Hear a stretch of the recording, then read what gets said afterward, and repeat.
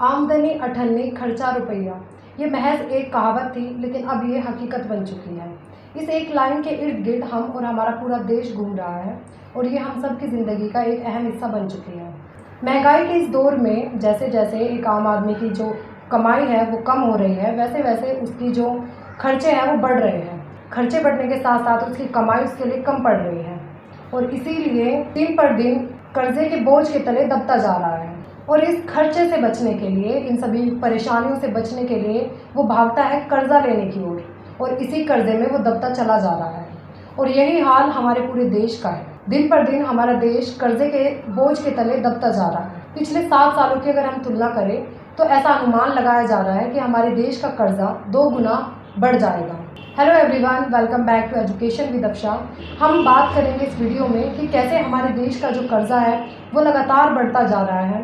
क्या कोई रूल्स हमारे देश में मौजूद है जो ये तय करते हैं कि कोई सीमा है इस कर्जे को लेने की, या फिर कैसे हम इस कर्जे को कम कर सकते हैं। इन सभी विषय के बारे में हम आज चर्चा करेंगे। शुरुआत करते हैं 1980 के दशक से।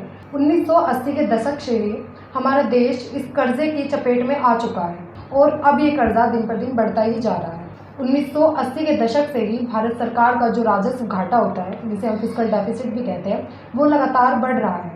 आमतौर पर इस तरह की सिचुएशन तब क्रिएट होती है जब किसी देश की जो कमाई है वो कम हो, यानी जो उसका रेवेन्यू होता है वो कम हो और उसके खर्चे जो है वो लगातार बढ़ रहे हैं। उसके लिए उसको कर्जा लेना पड़ता है और इसी से हमारा फिस्कल अकाउंट बढ़ता है। 2018-19 की बात करें तो हमारे देश पर जो कर्जा था वो 93.26 लाख करोड़ का था, जो जीडीपी का लगभग 49.3% बैठता है। फिर बात करें कोरोना काल की, यानी 2020-21 की, तो एक कर्जा 93 लाख करोड़ से बढ़कर 121.86 लाख करोड़ रुपए हो गया, जो जीडीपी का लगभग 61.7% बैठता है। और हाल फिलहाल की तो अगर हम बात करें तो 2024 के मार्च के एंड में जो रिपोर्ट आई थी उसके मुताबिक हमारे देश पर जो कर्जा है वो फिलहाल 171.78 लाख करोड़ का है, जो हमारी मौजूदा जीडीपी का 58.2% बैठता है। हालांकि ये प्रोविजनल डाटा है, इस तरह का कोई क्लैरिफिकेशन भारत सरकार के द्वारा नहीं दिया गया है। और अगर हम बात करें फिस्कल ईयर की तो इस कर्जे को लगातार बढ़ने का ही अनुमान लगाया जा रहा है, यानी जो कर्जा भी फिलहाल 171.78 लाख करोड़ का है उससे भी बढ़कर 185 लाख करोड़ तक के बढ़ने का इसका अनुमान लगाया जा रहा है। और इस बात का स्पष्टीकरण खुद लोकसभा से हमें मिला है, क्योंकि कुछ दिन पहले एक सांसद ने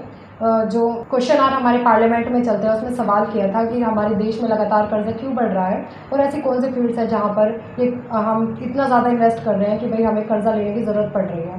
तो इसी बात का जो लिखित में जवाब उन्हें दिया गया उससे इस बात का अनुमान लगाया जा रहा है कि हमारे देश में कर्जा अभी 171 लाख करोड़ से भी बढ़कर 185 लाख करोड़ तक होने का अंदेशा है।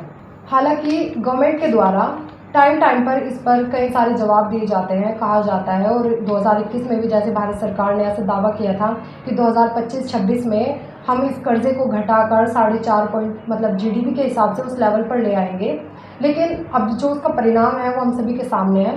कर्जा घटने की बजाय लगातार बढ़ रहा है। तो ये पूरा सिनेरियो है जो अब तक हमारे देश में कर्जे का चल रहा है। इसी बीच एक सवाल उठता है कि आम आदमी की ज़िंदगी पर जो परेशानी वो झेल रहे हैं और विपक्षी दलों के जो सवाल लगातार उठ रहे हैं, और इसी बीच हमारी 5 ट्रिलियन इकोनॉमी के ख्वाब वो कैसे पूरा होगा।